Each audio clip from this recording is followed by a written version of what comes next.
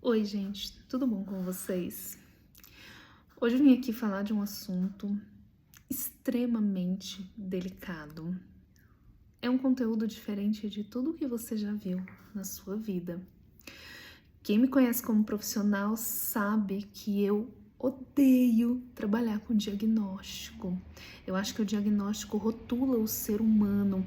Eu acho que o diagnóstico faz o ser humano perder a sua essência, a sua identidade. A pessoa fica apoiada naquilo. Então, muitos dos pacientes que chegam até o meu consultório com algum tipo de diagnóstico, sem ser um diagnóstico fundamentado, eu sempre tento trabalhar com ele, né, a construção de quem ele é antes do diagnóstico, né? Então, quem me conhece sabe que eu trabalho dessa maneira. Mas recentemente eu comecei alguns estudos sobre o transtorno de personalidade narcisista.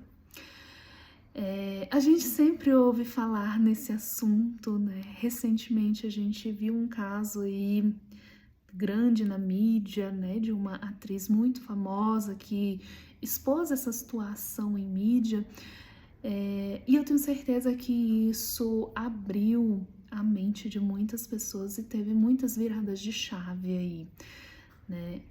Infelizmente, o transtorno de personalidade narcisista é um transtorno presente em muitas famílias, muitas. E a gente demora muito para perceber. A verdade é que a gente demora para aceitar que pessoas que deveriam nos entregar apenas amor, apenas sentimentos, são pessoas que nos entregam sofrimento. Então é difícil aceitar. Hoje eu não vim aqui dar dicas de 6 dicas de como se libertar de uma pessoa narcisista. Eu não vim falar para você o que você deve ou não fazer com a relação doentia que você sofre aí. Eu não vim falar sobre isso. Eu vim falar sobre você. Em como você está. Porque é muito fácil falar, né? É muito fácil dizer o que fazer. É muito fácil falar, simplesmente se afasta. Simplesmente se distancia dessa pessoa. Só que eu vou falar uma coisa.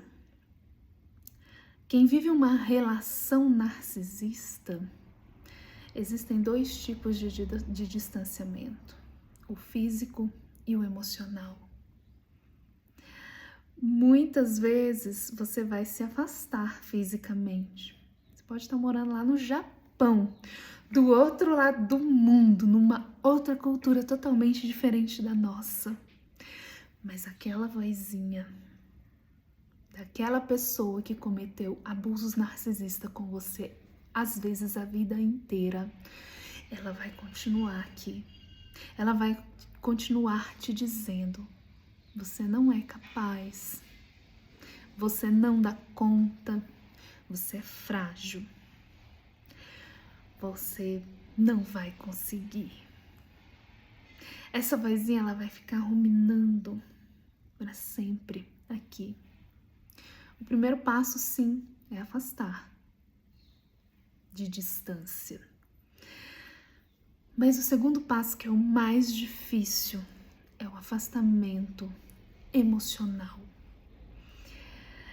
E é isso que eu vim falar com vocês. O porquê que é tão difícil. O narcisista, ele cria na mente dele situações com você. E ele vai acreditar que você vai ser aquela pessoa que ele cria na mente dele. Então, por exemplo, se ele acha assim: é certo que a minha filha seja uma bailarina, porque todo mundo que é bailarina é legal.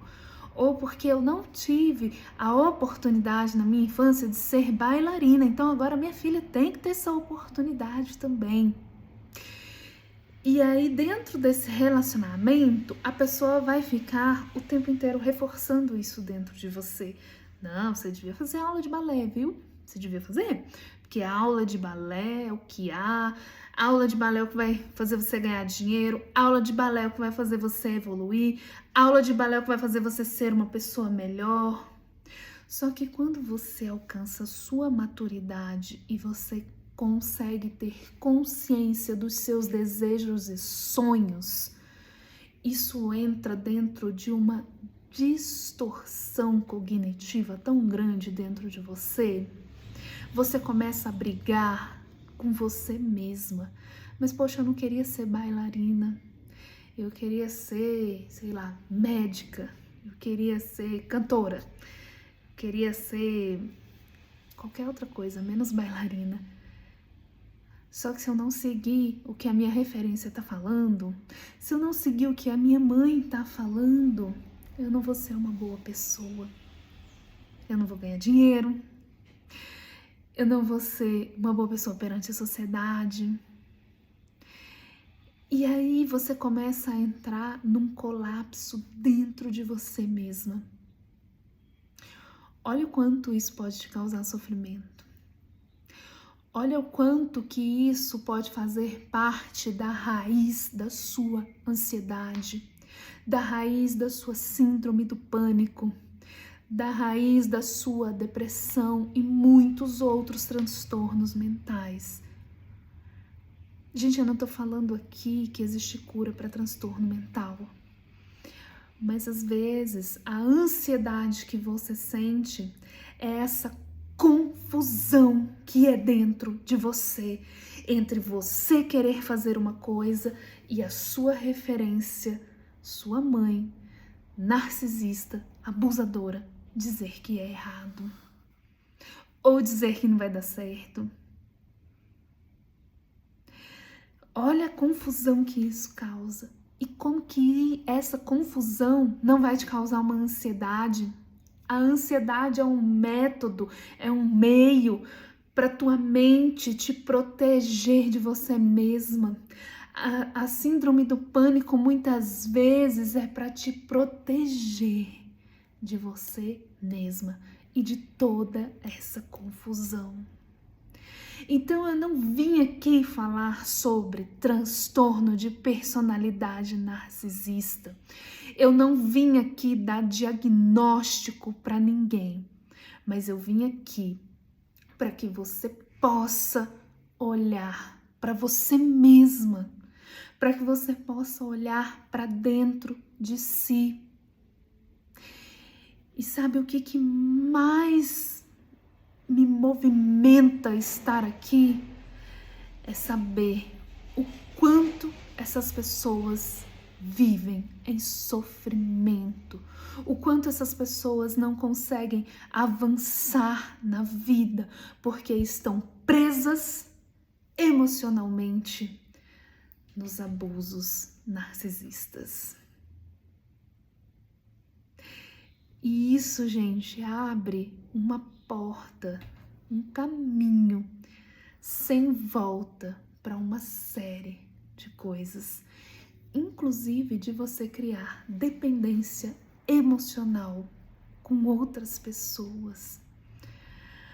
Porque viver nesse ambiente doentio te faz desenvolver um outro mecanismo que é a vontade de querer agradar. Então, se a sua mãe fala, você deveria ser isso, você deveria ser aquilo, você deveria fazer assim, deveria fazer desse outro, você tem que fazer isso, tem que fazer aquilo, você entra nesse ciclo, né, nessa roda de que eu tenho que agradar, e você começa a fazer de tudo, só que para pessoa narcisista, você nunca vai estar à altura.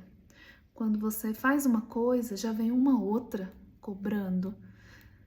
Se você faz uma coisa, às vezes não tá legal.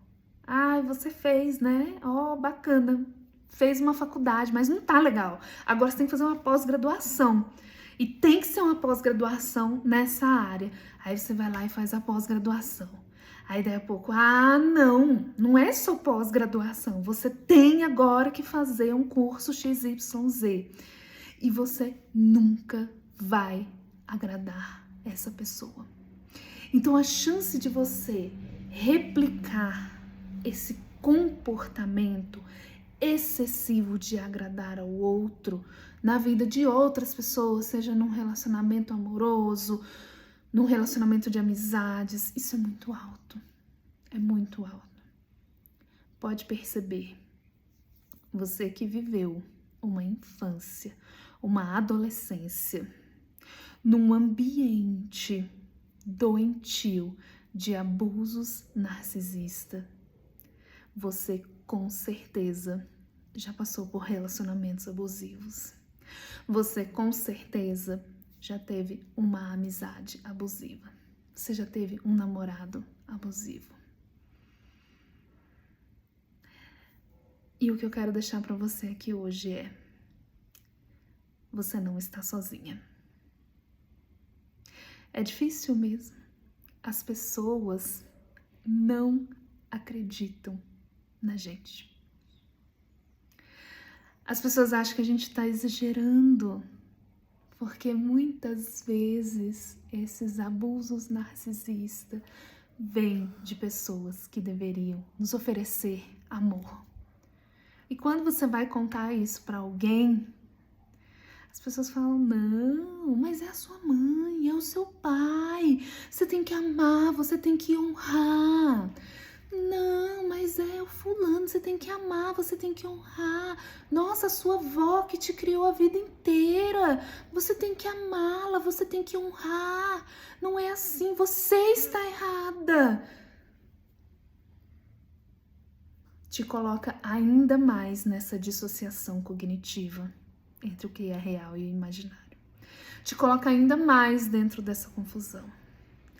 Então, o que eu quero dizer para você hoje é: você não está sozinha. Você não está sozinha nessa. A sua mente, ela não está viajando. Ela não entrou num estado imaginário de inventar coisas sobre a outra pessoa. Não. É a pura realidade. É o seu sofrimento, é o seu sentimento e o seu pensamento. Respeite isso em você. Se precisar me procurar, me procure. Vamos falar mais sobre isso.